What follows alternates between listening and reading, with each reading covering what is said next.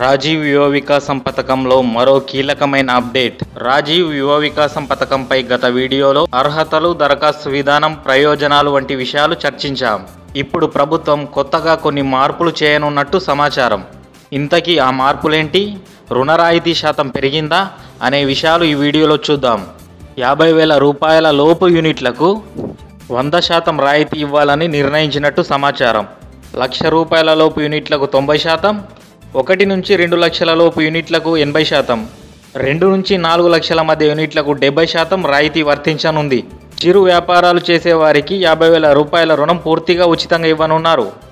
ఇప్పటి వరకు ఈ పథకం బీసీ, ఎస్సీ, ఎస్టీ, మైనారిటీ వర్గాలకు మాత్రమే వర్తించేది. ఇప్పుడు ఆర్థికంగా వెనుకబడిన వర్గాలు ఈబీసీ కూడా ఈ పథకంలో దరఖాస్తు చేసుకోవచ్చు.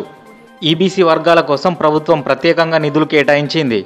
ఏప్రిల్ 5 వరకు నిరుద్యోగుల నుంచి దరఖాస్తులు స్వీకరిస్తారు. ఏప్రిల్ 6 నుంచి 3 వారాల్లో మండల స్థాయిలో లబ్ధిదారుల జాబితాను సిద్ధం చేస్తారు. కలెక్టర్ ఆధ్వర్యంలో జిల్లా స్థాయి కమిటీ తుది లబ్ధిదారులను ఎంపిక చేస్తుంది. రాష్ట్ర వ్యాప్తంగా జూన్ 2 నుంచి 9 వరకు అర్హులకు మంజూరు పత్రాలు అందజేస్తారు. ఎంపిక ప్రక్రియ మరింత పకడ్బందీగా అమలు చేయడానికి రాజీవ్ యువ వికాస్ మిషన్ను ఏర్పాటు చేస్తున్నారు.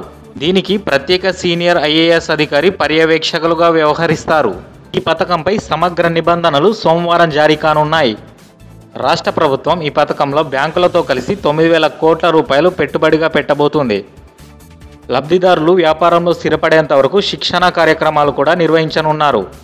ఈ సమాచారం మీకు ఉపయోగపడితే వీడియోను లైక్ చేయండి. తాజా అప్డేట్ల కోసం ఇన్ఫర్మేషన్ యూట్యూబ్ ఛానల్ని సబ్స్క్రైబ్ చేసుకోండి. నోటిఫికేషన్స్ కోసం బెల్ ఐకాన్ను ఆన్ చేయండి.